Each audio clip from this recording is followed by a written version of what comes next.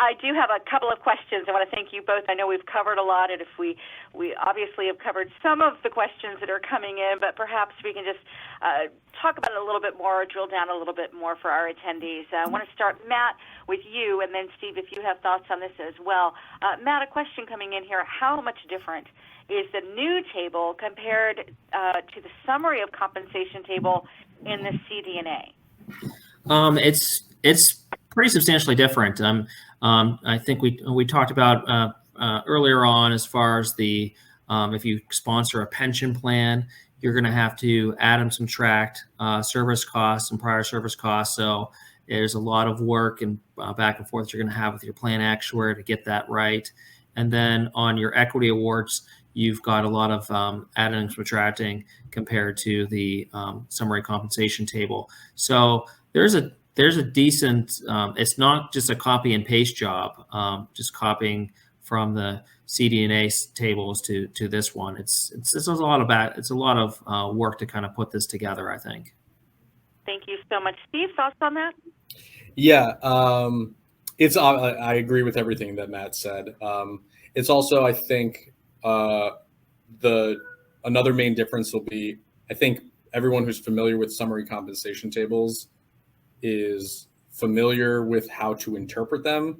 They basically, equity reflects grant date, fair values, things like that. There's a lot of new information that's never been seen before in this new table. And I think that in the first year, the average shareholder, the average board member is going to look at the table, and it's not as intuitive necessarily on how to interpret it. So I think there's some meaningful differences. It'll be interesting to see, once these tables start getting rolled out and this disclosure starts getting rolled out, what the reaction is to the extreme positive, the extreme negative, and all the in-between. It'll be interesting to see. I think it may evoke a different reaction than the summary comp table. Thank you. And a question coming in. Yeah, I'm sorry. A question coming in on where we place the new disclosure in the proxy. Yeah, I would just kind of chime in again on the last question real quick, Elizabeth. One thing that I wanted to stress is this is going to take some time. I mentioned that before, so don't think that you're just going to put this together in like 2 weeks' time. It's going to take like a month or so to kind of all the back and forth and trying to figure out how to determine your stock values for your equity award values and that you have to disclose. Just kind of adding on what Stephen said in the last one. As far as where to place this table, again, the SEC rules don't say where to place it. I think the most logical place is right after the CD&A section. That's where I've been advising clients to place this. Thank you so much. Steve, thoughts on that?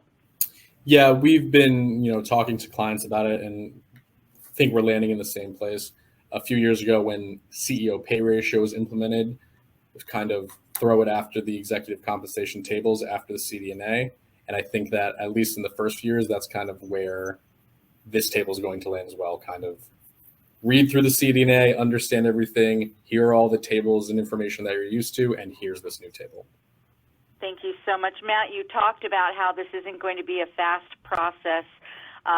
So if we could talk a little bit now, when should I start preparing for this disclosure? And Tendi kind of wanting to know, what do we do to start preparing? How long? So thoughts maybe from you, Matt, and then Steve? Yeah, I already have clients that are already starting to look at this. I would say sooner rather than later. And the first step is I would talk to your compensation committee chair, make sure that they have this on their radar, and talk to their compensation consultant, such as Steve, to make sure that those are the two parties that are the initial ones to kind of start looking at this. And then once you've had that initial discussion, I would say it's time to bring on outside counsel to kind of just discuss sort of the conceptually what the chair and the compensation consultant have kind of put together as far as their thoughts on presentation.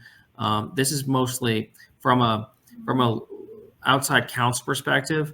I would say most of the heavy lift is going to be with the compensation committee and the compensation consultants, and then the then the lawyers, such as myself, we're really going to be probably coming in on the back end, just fine tuning it, making sure we answer all kind of questions as far as the nuances of how to, whether we're calculating the amounts that need to be disclosed correctly. And again, I would start sooner rather than later.